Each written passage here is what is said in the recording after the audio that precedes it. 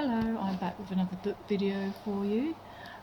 So I've just finished this one yesterday, called Anti-Diet. It's a non-fiction book, and those who have been following my videos for a while might know that I've been into kind of intuitive eating and body positivity and anti-diet for a number of years, and I often read books about it as well. So the subtitle of this is Reclaim Your Time, Money, Well-Being and Happiness Through Intuitive Eating.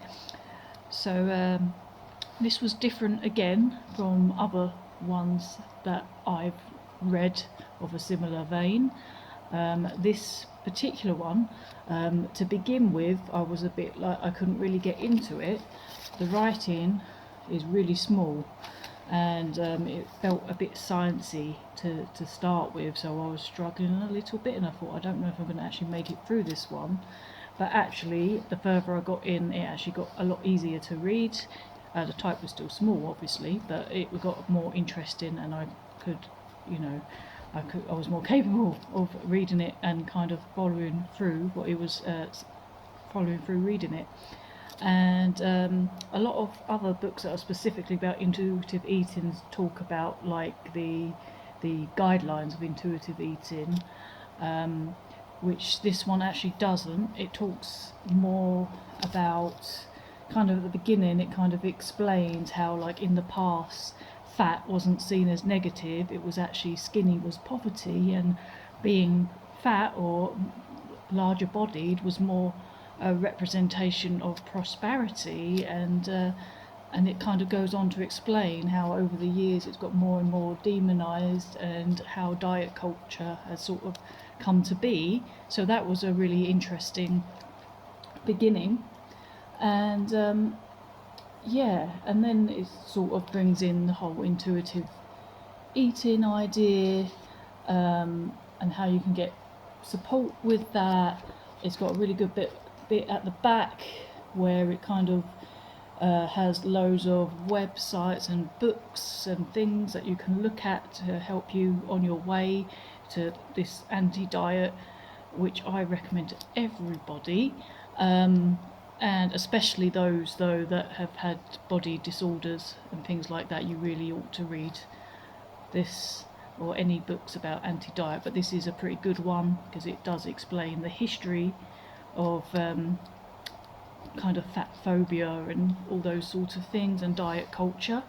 And I liked that she mentioned some things in this book which I forgot. The author's Christy Harrison, and she is actually a nutritionist. Yeah, nutritionist. So she does kind of know what she's talking about here.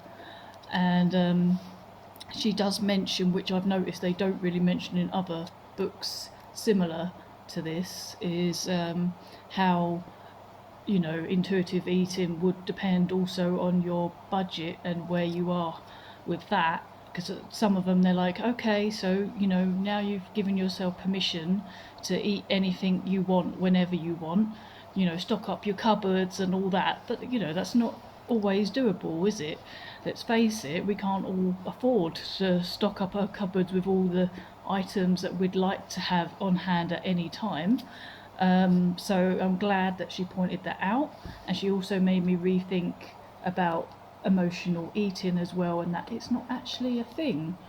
I can't actually remember what she said, but it really made me look differently at it. And she basically says emotional eating doesn't even exist.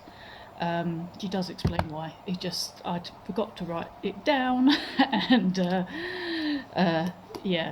so I forgot to write it down, so I can't mention it. But she does say it doesn't exist, and there is a reason why that is. But yeah, I really recommend this one if you want to know a bit about the history and the science behind it. She has lots of references as well. And so really, really good one. If you want to know kind of more about the actual practical side of intuitive eating, this one probably isn't really it. It doesn't go too in depth on the ins and outs of that too much, but other books do. This one is more, more kind of gets you the concept of it and explains the history of why this needs to be a thing. So I'm going to leave it at that, and I will see you next time. Let me know in the comments if you've read this one or read similar ones that you recommend, or what you're reading right now, if it's something else completely. I'd love to know. I'll see you next time.